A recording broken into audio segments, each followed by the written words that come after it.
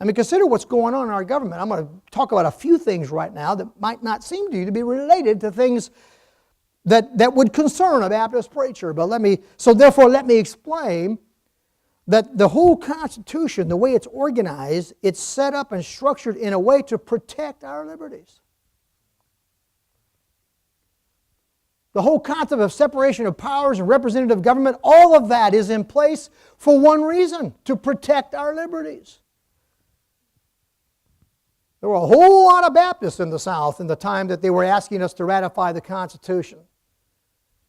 In fact, there were so many Baptists at that time, the founders knew they weren't going to get the Constitution ratified unless they got the Baptists to support it. And of course, it's still true in the South. There's like a Baptist at every corner almost. I mean, a Baptist church in about every corner. They're not all as strong churches as they ought to be. There's been a lot of backsliding going on, but that's something we'll talk about later. Right now, here's the point I'm making. At that time, there was a large number of people in this country who believed in soul liberty, freedom of conscience, who believed that they had a right to preach the gospel anywhere, anytime. They believed they didn't have to get a license from a state to do it. They believed that they didn't have to go into a town and ask permission to preach. And because of that, when they went into town and refused to ask permission to preach, they'd get thrown in jail. And good old Patrick Henry would ride into town often and say, "How many Baptist preachers do you have in jail now?" I'm paraphrasing this a little bit. This is basically what he'd do. And the magistrate there would give him a list of names, and he would offer to represent them. He would present himself before court on their behalf and argue for their liberty. And most of the time, he'd win. Sometimes he'd pay their bail, and some of those Baptists said, "No, thank you, Mr. Henry. We appreciate it very much, but we will not accept the payment of bail for a fine because we don't acknowledge the legitimacy of the fine." So they'd stay in jail and preach to their congregation through the jail, through the bars of the window, and then they would build a wall so that the people couldn't see them and the guy couldn't get up there and preach to them. So the congregation would gather outside the wall, raise up a white handkerchief and wave it. The preacher would know his congregation was out there, and he'd start preaching from the prison cell to his people. And that's what the Baptists were all about. They believed in freedom and liberty. They believed in free speech. And they believed in a free press. They can print our tracts all we want to. We can print as many Bibles as we want to. Why? Because they believed they were under orders from King Jesus. And they didn't need permission from King George.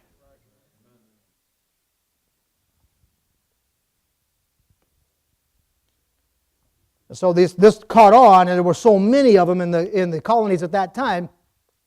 The founders knew they had to have the Baptist support, but the Baptists weren't supporting it. Why? Why weren't the Baptist people excited about the idea of the Constitution as we are now? We are now excited about it. We recognize the biblical underpinnings that are in the principles of the constitutional arrangement. We understood all that, of course. In fact, we preached a lot of those sermons coming into that time. But here was the objection. There's nothing in that Constitution that guarantees our freedom of speech, our freedom of religion. There's nothing in that Constitution that guarantees our right to bear arms. Some of you thinking, wait, that's some kind of a Christian right? You bet it is. Jesus Christ told us. Jesus Christ told us, you get yourself a sword. He said, I'm leaving, you buy a sword, and you don't use a sword to butter your bread. And those Baptists knew then what this Baptist knows now. That Jesus Christ gave me instruction to buy a weapon to defend my family. And they knew that, and I know that, and they wanted a Second Amendment in there. So finally, when James Madison met with John Leland, a very popular and influential Baptist preacher in Virginia, and they talked together about all this, and Mr. Madison promised, and this idea of a Bill of Rights had already been out there. They knew about that. It had already been done in Virginia. In Virginia, they had already hammered out language that's almost identical to our First Amendment. Very close. Long before this came up. And they said, we want that in the Constitution. And Madison promised Leland, I promise you, we have the support for it. That's not a problem at all. It will happen. We want what you want. We want the same thing. What we want to do, though, is after we ratify the Constitution, then we'll come back and we'll amend it with what's called the Bill of Rights. And they shook hands, as men of honor will do in those days. And John Leland went out to his congregation, and he said, as Pope of the Baptist Church, not. In fact, John Leland told Madison over and over again, sir, I don't know what good I can do you. Baptists have a way of thinking for themselves. Baptists are that crowd. They believe they go to the Bible and they follow the Spirit of God and they find the truth in it on their own. That's what they think. And we preach and we teach to them and all that kind of stuff, but we believe in priesthood of the believer. And there is no Baptist Pope. Well, there's one in Texas. His name is Johnny Pope, but anyway.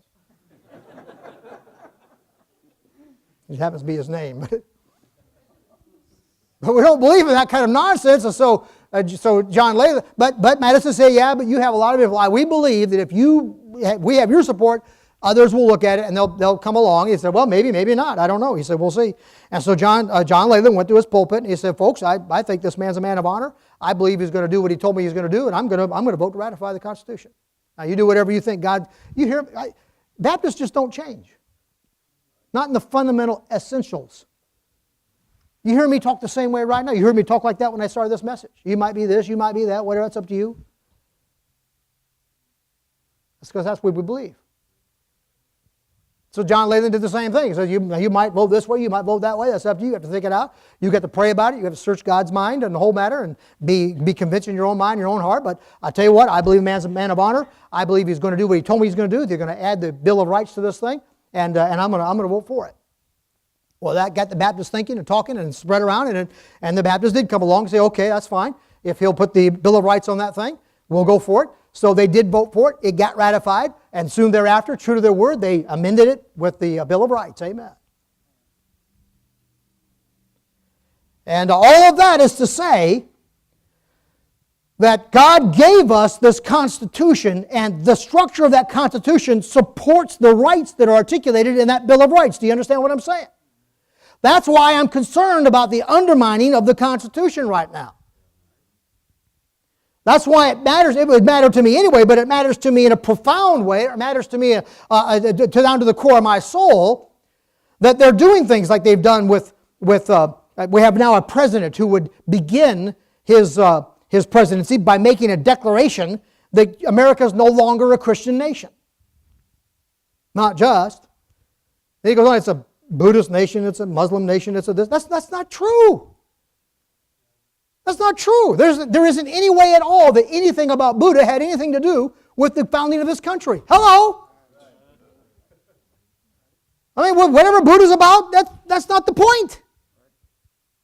Nothing to do with Buddha. The founding of this country had nothing to do with Buddha. Had nothing to do with Confucius. It had nothing to do with any of those people. It was about the God of Abraham, Isaac, and Jacob. That's what it was about. And that's the point I'm making right now. Just historically, as a matter of fact, he's wrong. But the implications of what he's saying are serious. And then you consider we have now a president who picks and chooses which laws he's going to enforce. I've got this thing I'm developing on a radio show called The New Democrat. I'm concerned about this new democracy, this idea. Some Republicans buy into it.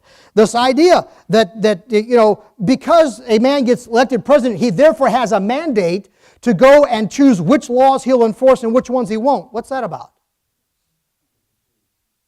So he will not enforce the immigration laws. He will not enforce DOMA, the Defense of Marriage Act. He just won't do it. Why? Because he doesn't agree with those laws. Can I ask you what would happen if a president said, I don't agree with abortion, therefore I'm not going to support those laws? Come on, talk to me. What would happen? They would be wailing and gnashing their teeth. They would be screaming to high heaven if a president came in there who happened to be pro-life and said, well, I'm pro-life. I don't believe in abortion, so we're not going to enforce the laws concerning abortion. They would be going out of their mind. But not a word is said when he says we're not going to enforce DOMA. We're not going to enforce immigration laws. That's lawlessness. I'm concerned about lawlessness because a fellow who can come along and decide, well, I don't agree with this, therefore we're not going to enforce it, can say, I don't agree with the Second Amendment, and so I'm not going to enforce it. I don't agree with the First Amendment or certain portions of it, so I'm not going to enforce that. We're losing our liberties in times like this. What does Christmas mean to me in a time like this? He's supposed to be the king. He's the king of the world and everything else. How is this happening? Look, it's happening to us exactly the way it happened to Israel. Jesus came and He offered the kingdom. They rejected it. Why? Because they would not bow to Him. And that's exactly what's happening to us. We're losing the kingdom because many in our country refuse to bow their knee to Jesus Christ. This whole animosity developing over the First and Second Amendment is amazing to me. And I'll need to conclude in just a moment. Just one more thought on that and then I'll wrap it up. But what's with the Christmas tree thing now? Now I know some of you don't like Christmas trees because you see an association between that and pagan roots and stuff like this. That's a different matter altogether. I have respect for that. I don't have an issue with that. But these people who are wanting to call it a holiday tree and not a Christmas tree, that's not where they're coming from. This governor, I forget where now, right now, it just slips my mind, but this governor out there that wants to insist that he calls it a holiday tree, and the people in the community just keep howling and fighting about it and fussing about it, and he gives in and goes ahead with Christmas tree and all that. It's just, but the point is, what's the point? That's the point. Why? Why make an issue of it? Who cares what you call it? I have a friend of mine that calls it a bail bush. And he told me he's got 6 of them in his house. I told him, I said, man, if I was the guy that called it a bail bush, I don't think I'd have it in my house. He just laughed. There are people, that's a whole different matter. But to say you can't call it a Christmas tree is like, and who are you? And what's your point? See, there's my issue with it. What is the point here? What gets them? What bothers them? I don't think it's the word mass in the word. I think it's that first part that gets them. There is a rising antichrist spirit in this nation. It's getting stronger all the time. The animosity is against Christ. They don't like Jesus Christ. They like Jesus, but they don't like Christ.